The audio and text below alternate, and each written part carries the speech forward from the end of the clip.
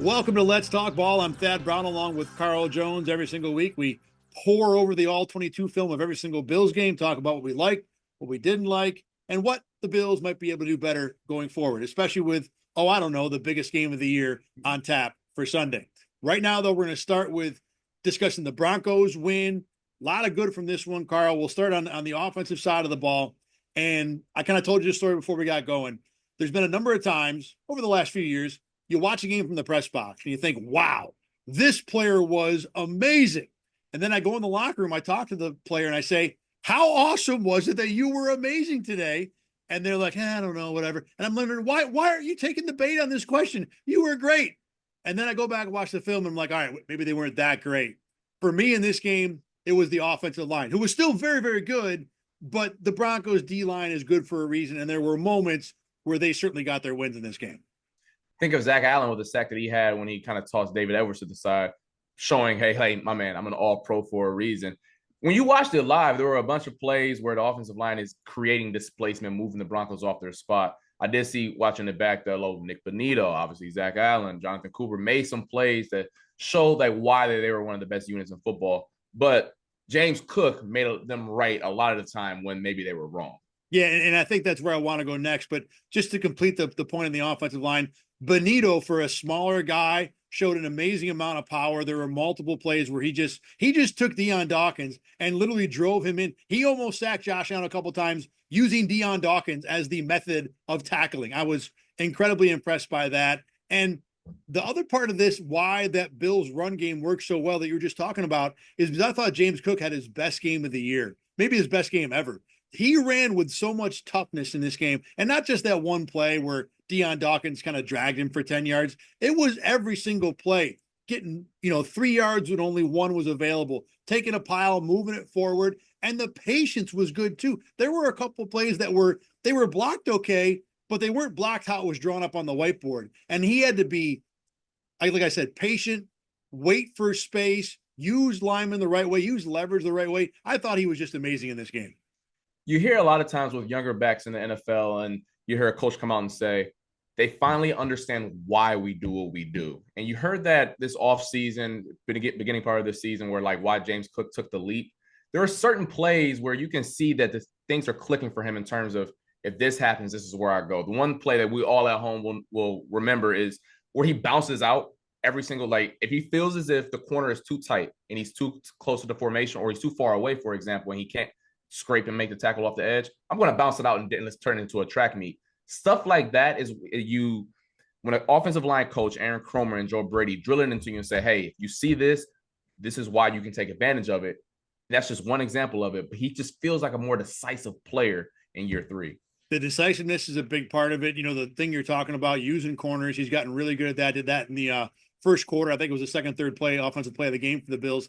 Just saw a corner that was way too far away and made for the edge and was able to get 16 yards out of it. To be honest, the only knock I'd have on him in this game, he got a little too happy with that. I think there were a couple plays where he probably should have turned it upside and got what he could, instead bounced it out and tried to, make a big play that wasn't there. But regardless, when James Cook is running like this behind an offensive line that's been really good all year, it makes this Bills run game so dangerous, because you don't have to just rely on Joe Brady winning the X's and O's. You don't have to rely only on Deion Dawkins or Spencer Brown hitting a block. You've got multiple ways to win in there. And, even we'll get to Joe Brady in a minute. There were some wrinkles that I liked in this game. They're expanding the run game. So the Bills run game is in, really, really good shape. With the pass game, I thought Josh Allen, look, we all know the spectacular throw to Ty Johnson, incredible play. I mean, it's crazy that he does stuff like that. And me and you are going to gloss over it because it's just another day in the office for Josh Allen. I thought his decision-making in this game was really, really good, though. When to tuck it, when to throw it away, which player to throw to. He had a really, really nice game. And, Carl, one of the things that you noticed was the way the Bills took advantage of the Broncos kind of backing off a little bit against some Bills receivers. Yeah, those quick hitters to Khalil Shakir, those only happen when the nickel cornerback, the person across from him, is 5, 6, 7, 8 yards off the ball. So clearly that was something that they saw on film and said, you know what, this nickel either A, isn't physical enough to blow this up, or he's just too far back to make a play. And they said, we're going to pepper this bad boy. I think they hit it 3, 4 times, or a different variety of that same type of play. And Khalil Shakir had made a day out of that. You see it at times this season with the Bills taking care of that, and then other times they don't come to it. But boy, I'm sure all week in film, they were like, we get this look. Let's not check anything. Let's just run it. And you clearly saw why, because there was plays where you're like, man, Khalil Shakir's contact balance is crazy. And it was based on all those plays right there. Well, one of them was a play where Denver had it stopped, and he still made 7 yards out of it, bouncing off 3 guys. And Shakir, like you saw it on the punt return. I've always thought Shakir can be a really good punt returner in the NFL. He had a good one of those. This is what he does best. But going back to that play, I think another part of why it triggered, I didn't chart it, but it felt like most of those plays were run when the Broncos were rushing 5 or showed the 5-man line. So you're taking another guy out of the secondary area, the back 2 levels of the defense, who would normally be available to make that tackle. Probably makes it a little more of a numbers advantage for the Bills. But yeah, they peppered that really, really well. Another thing I like that Joe Brady brought out in this game, a pulling guard. David Edwards and Osiris Torrance got to run for a little while. They had to be excited. I can't wait to talk to them about it. You guys remember how to do that, right? And it worked out well a couple of times. The Broncos did figure it out later, but there were 2. They hit a couple of first round runs using out of 21 personnel, Reggie Gilliam and a guard leading a running back off tackle. I thought it was a great wrinkle. You talk about linebackers scraping. The Broncos were doing that in those spots. So again, another situation where I thought like the preparation allowed the Bills to get some easy wins over the weekend. Another way that the Bills have been getting wins all year long, and we hear it all the time on X and O all 22 Twitter, is the ability for teams, and the Bills in particular, to use motion. It was a big part of the Curtis Samuel touchdown, but that was far from the only time the Bills employed and made use of it in this game. Yeah, there's a bunch of reasons why you use motion, but 2 for me that at least stick out is A, to get information, whether that's a man versus zone tell, or to create leverage. That can be the running game to help a blocker get leverage on a linebacker or a cornerback. Or sometimes, like you see on the Patrick Surtain touchdown or Curtis Samuel touchdown against Patrick Surtain, to create leverage on a route. Not that play, but I want to go back to the first quarter where they used both of those examples on one play. Curtis Samuel was lined up in the backfield, and then they motioned him out, or shifted him out, to the Christian McCaffrey alignment, which is basically 5 yards off the ball, but like directly to the left of where a running back lines up. When Josh Allen sees that the linebacker goes out, all right, it's man, boom. So I'm my mind is in the man world now. And then he brings in Dalton and Kay to kind of create a stack. And in doing so, he creates leverage on the inside player, and boom, quick out route. The linebacker never had a chance. That is one play, and both uses of motion or shifting helped out the offense. And then obviously on the Curtis Samuel touchdown, I mean, that I got annoyed watching it as a defensive back, because I'm like, there's nothing you can really do there. It happens so fast. But once again, when you have a team like the Broncos who have good cornerbacks, I don't know about safeties, but good cornerbacks, hey, we can't beat these guys one-on-one or just like lining them up on the line of scrimmage and go to work. Let's use these guys in different ways using their athletic gifts. Because we talked about this early on in the year. Remember when I said Keon Coleman, that touchdown against the Jaguars, where you just say run from point A to point B and you can beat man coverage? Well, Curtis Samuel is much faster than Keon Coleman. And what was that play right there? You run from here and you run to the pylon and don't stop until you're 30 yards down the field. That's exactly what happened there. And that's obviously Joe Brady getting most of the flowers there, but the execution as well helped that play for sure. When it comes to the motion discussion, the 2 things that bother me. Number one, it feels like the idea of using motion, although gaining information is one part of it, but also to try and confuse or entice the defense into confusion by moving guys around, to which I say, look, these are professionals. They're going to get it right most of the time. This is not a way to unlock confusion. Now, they got it on this one play. And that leads me to the second part of this, where the Bills use motion so many times. Of course, it was going to work sooner or later, because the offense is that good. Things are just going to work. They're that talented.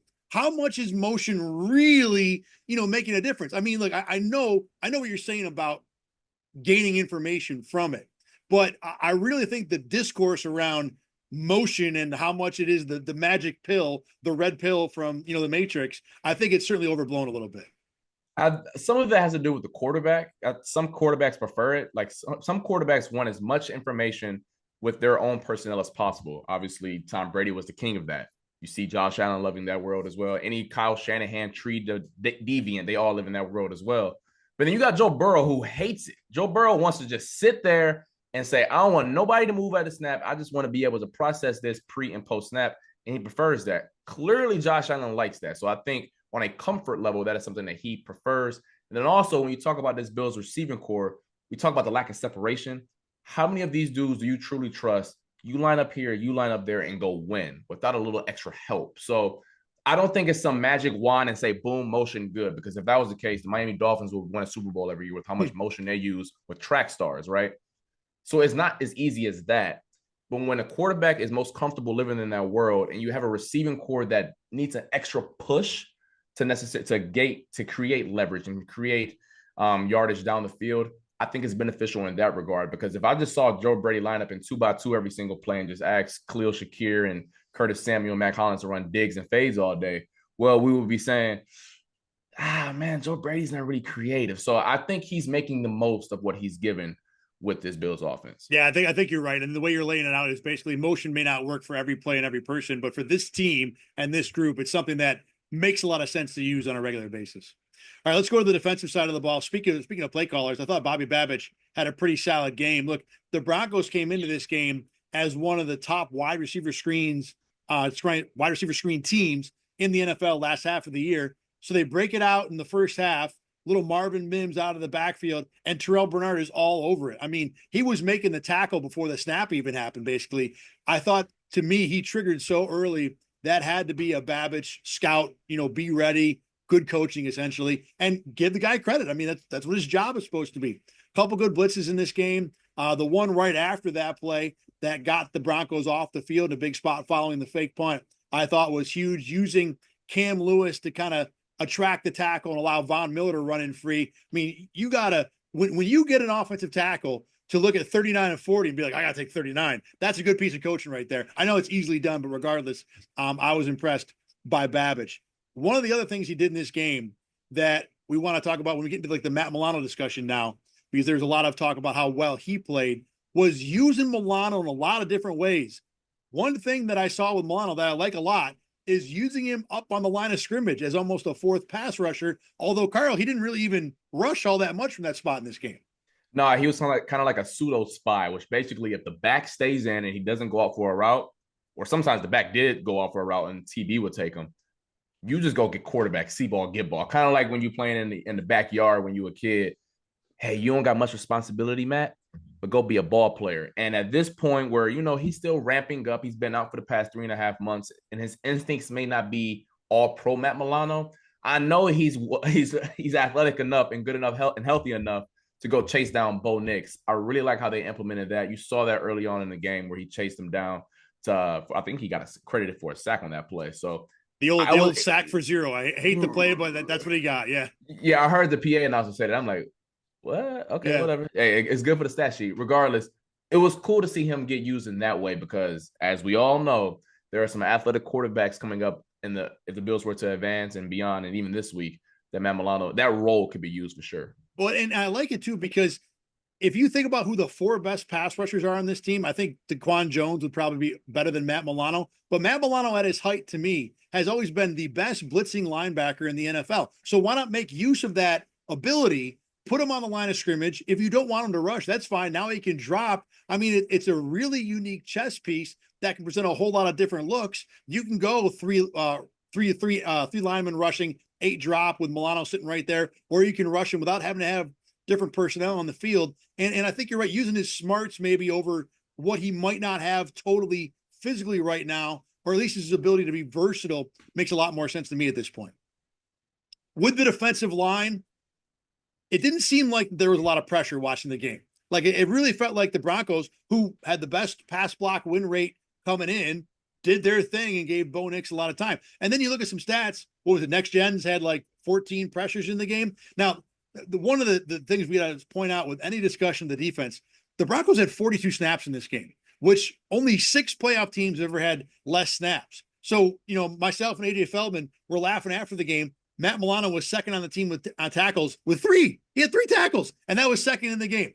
So when we cycle back now to the defensive line, they weren't spectacular, but Carl, I thought they were better and created more pressure than we've seen from them most of the season.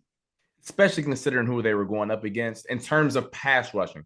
The Broncos offensive line, for a bunch of reasons, the running backs included, they weren't the best team in terms of running at you. But in pass protection, they were objectively the best, or right there with the Detroit Lions in terms of pass pro all year long. And I mean, I know Bo Nix threw a touchdown on the play, but he got smoked on that by Austin Johnson, I believe. Dewan Smoot, but yeah, that's fine. Dewan Smoke, yeah. I knew it was one of the reserve defensive linemen, but so it may not have been consistent, and you're like, oh man, like he's building a campfire back there. And I know some of the next gen stats can look a little fluffy based on how many pressures they got at the end. But I thought, considering the job at hand and who was in front of him, they played okay. I don't think it was absurd or some superhuman level, or maybe how they played against the Detroit Lions a month prior. But I thought, you know what, check it off, good enough to get a win. Yeah, and there were points in the game, late in the game, when it was 28-7 and it was pin the old ears back time and just rush however you want, where the Bills got some wins. And even though, yeah, it's an obvious passing situation and that does benefit the defense, you still got to get there. And you got to get there around some good offensive linemen. And the Bills did it. Look, Von Miller had his best 3-play sequence. It wasn't the same series, but his best 3 plays of consecutive defense that he's had all year, where he spun move Mike McGlinchey, then ran around him, and then went wide 9 and ran around him later in the game and got good pressures on all 3. Ed Oliver barreled through an offensive lineman at one point. Daquan Jones had a great pressure. Greg Rousseau did his thing. So when you're getting, I think the thing I like the best, when you're getting that, even if we're kind of like, I don't know, it's okay. When you're getting that against a great offensive line, I feel really good about going forward, because the opposition can't get any tougher than the one they saw against Denver. Let's talk about the secondary for a minute. I really enjoyed watching Courtland Sutton v. Christian Benford. And as I'm watching it, I'm thinking, wow, Mr. Cornerback himself, Carl Jones, has to be like wiping the drool off his screen, watching 47-14 go at it. What'd you think? I loved it. It was a true back and forth battle. Courtland Sutton got some wins. Obviously, Bills fans are. Josh Reedy talked about it all week on Buffalo Kickoff Live. For 2 reasons, they should know who he is. One, the touchdown that he caught last year at Orchard Park. And then the other reason is he's almost been on the team the past 2 years because he's been traded for so many times in terms of hypothetical trades and mocks on Twitter. But nonetheless, he's a big boy. And we've talked about ad nauseum on this platform that Christian Benford is a pretty large cornerback as well. It was mano, the one catch on the sideline where he kind of threw him by. I mean, if I'm a DB me, hey, ref, help me out here, help me out. But like that's the difficulty of playing against a physical receiver. There were some reps where it was, hey, Courtland Sutton, you just run from point A to point B and just run away from Christian Benford.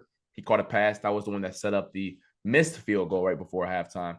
I mean, in terms of AFC receivers that we're going to see, I don't know if you're going to see anyone better than him. I don't think Zay Flowers, if he is healthy, he's going to be a 70-80% version of himself on Sunday.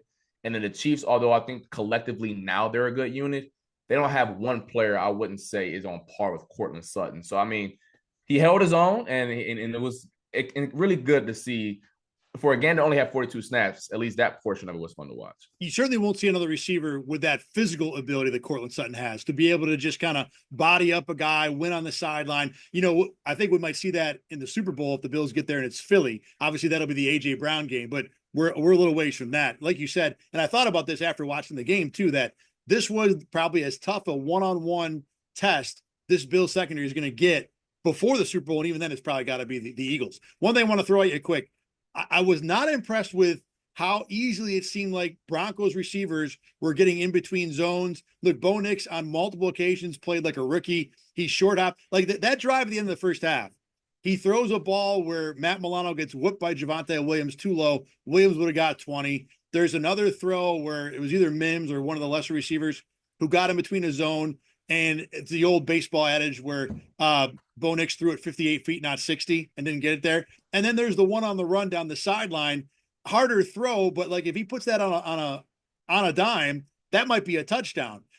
That was not the only part of the game too. It really felt like for a group of receivers, like the drop off from Sutton, everybody else is falling off a cliff, and it didn't seem to matter. The Broncos were finding space no matter what. I think that's kind of the symptom of what we saw all year. The big plays on the running game kind of cloud how we feel about the defense when you look back at the numbers. When you look at most of the metrics in terms of the Bills' rushing defense, it's kind of like a top 12 unit. They just get gashed with explosive plays. It's the passing defense that's actually struggled, like down in, down out. Yeah, down in and down out. It just doesn't pop up as much because when they play average to bad quarterbacks, they take advantage of them. But when they play quarterbacks who can, make some stuff shake, they get gashed a little bit, whether that was the Lions game, whether that was the Rams game, Aaron Rodgers, the first meeting, the Ravens' first game didn't really count. CJ Stroud, what he did down in Houston. I think people, if you just look at this, take a step back and just say, hey, the run game has looked nasty at times. And I'm not saying it's great by any means, but the passing game has been the bigger issue this year, passing defense, excuse me. And boy, it was some Broncos receivers. I'm like, dude, just you ain't got like you got the old school gloves. Like these new school gloves, like they take stick for real, and they wasn't sticking. So if you're if you're Jamel Adai and Bobby Babich, you're not the defensive coaches this week, you going back to the film and saying, hey guys, we can be much better on the back end. Maybe more aggressive too, I think was the thing I'd like. I know that it's a zone defense and it's kind of asking them to do not what they normally do, but I would have liked a little more of that. Let's turn to the Ravens, for a little bit here. The Ravens gashed Pittsburgh with zone read stuff, at least early. And that's a part of the problem with that run game. When you have a quarterback and a running back, Lamar and Derrick Henry, who are both just Hall of Famers, which poison do you want to pick? I thought, though, watching it, that the Bills would be able to play the zone read better just because the way they scheme it up and the athletes they have with Milano and Terrell Bernard, they don't have to chase as much as the Steelers generally do. So I think they'll be a little better shape this weekend in that particular area, correct? Yes, not to get too technical here, but only reason I know this because I played against Lamar Jackson twice, and they had the corners and safeties in the meetings. It was an all hands on deck meeting when you play against Lamar Jackson. So you learn the techniques of how to play the read option. And what the Steelers were basically implementing was saying, hey, defensive end, you crash down and tackle running back every single play, or you spill every single blocker. Linebacker, you fill over the top and go tackle Lamar Jackson. Well, that didn't work because there's no linebacker fast enough for Lamar Jackson to get to the edge. And B, the Ravens O-line is really like tough. So I mean, you can crash down if you want. Might get washed down, and now you're losing in both fronts. The Bills don't play it that way. I'm not saying the way they play it is like scheme proof, yeah, right, or genius, but they don't play it that way, so they won't get blown up in that regard. Speaking of blown up, one of the things that stands out about the Ravens up front, both sides of the ball, they are significantly bigger than the Broncos and really, most teams. They really on par with the size of the Lions will give you up front. Daniel Fa'alele is 380 as a guard, which is just ridiculously big. So, the Bills do play a little bit undersized on both sides of the ball. It's how they roll. They're athletic. They like to be able to move. That is a concern for me going into this game. Real quick, let's talk about the Bills on the second level of the defense. Taron Johnson, Terrell Bernard, Matt Milano coming back into the game. And we've all kind of joked about this. We want to ask the question to coaches, how big a deal it's going to be? We all know the answer is really freaking big. But can you describe how you think it makes a difference against this Ravens run game when you bring those three starters back instead of, Dorian Williams, Cam Lewis, et cetera? Because of how particular the details are when you play against an offense like this. It's not like any other offense in the National Football League in terms of all the moving parts and paying attention to your keys. If you have someone who is not used to that or doesn't maybe have the experience going against it, you're going to have your mind spinning. And I know that maybe Terrell Bernard has gone against the Ravens 15 times in his career, but he's gotten a lot of reps this season. He's a veteran guy in terms of this defense. He knows it inside and out. He knows where he's supposed to be. And I think that when you get three players back who know where they're supposed to be, it's going to help out tenfold. And to kind of nip this narrative in the bud about, hey, take Taron Johnson off the field. The only time Taron Johnson is going to come off the field is when the Ravens go 13 or 14 personnel, which they will. But when they're in 12 personnel, 2 tight ends and 2 receivers, Taron Johnson will be out there because who had the best rushing defense this year in nickel personnel? The Buffalo Bills did. And that's part because of 7 is that good in playing in the run game. Now, the Ravens last week, they did it 16 times, and I guarantee they're going to do it Sunday as well. They would bring in a 6th offensive lineman and then bring in Patrick Ricard. Taron Johnson will need to be out there for that. So I think that's when you'll see Dorian Williams come into the game. But folks at home, if you think taking an all-pro caliber player off the field is going to help you out, that's not going to happen. It feels like the X's and O's overall in this game favor Baltimore. All the things they've done, the improvements they made down the stretch, they're probably a little better in terms of their receiving group. They're probably maybe more than a little better when it comes to the back 7 and what they can do against the pass. Up front, I think the Bills' offensive line is as good as it gets, but defensive line-wise, the Ravens are a little better. To me, Carl, at the end of the day, I think this is about, can Lamar Jackson play at the high level he's played all year? Because he has never played that way in the playoffs. When you go into this game, I know Josh Allen, or I feel like I know Josh Allen, is going to play at an elite level. He may not win, but he's going to play at that level. I don't know if I'm going to get that out of Lamar. If the Ravens do get that, then you cycle down everything else. And yeah, there are spots where the Bills can have guys play a little bit better than they have and improve and kind of correct that. But if you get full speed Lamar, I think it's hard for the Bills to find a path to win that doesn't involve turnovers and stuff like that. Yeah, it will be their only pathway to victory in that regard will be a track meet. I'm talking like 31st or 31 type of game. The scary thing about the Ravens is the fact they do have 2 Hall of Fame players. But when one of them is not playing at that level, then that's when things start to shift, because if Zay Flowers is not out there, you take away a Pro Bowl type of receiver, and then the offensive line is good, but they're best going forward, not backwards. And when you force Lamar Jackson to be the guy, who I still think is a phenomenal passer, I'm not saying that by any means, but what makes them historic, elite, is when they play the game on their terms, not when there's 3rd and 8 every play, or they're forced into this game where Lamar Jackson has to throw the ball 45 times a game. And that's a part of what the Bills' best plan might be, is the old best offense, best defense is good offense. You keep scoring, you keep forcing the Ravens to keep up with you. And I think the Bills, have a decent opportunity to win. Don't get me wrong. I don't want to lay this out like the Bills they're a 1-point underdog. That sounds about right to me. This is going to be, basically a coin flip. Yeah. All right. As always, you can check out Let's Talk Ball at rochesterfirst.com. Click on sports. We're on the 8 Sports Extra tab. It's on WIVB.com. It's also wherever you get your podcasts and on YouTube. Next week, we will break down Bills and Ravens. Y'all might want to get a snack for that show. We could do 2 hours on that game. It's going to be epic. For Carl Jones, I'm Thad Brown. Thanks for watching and listening. We'll see you next week on Let's Talk Ball.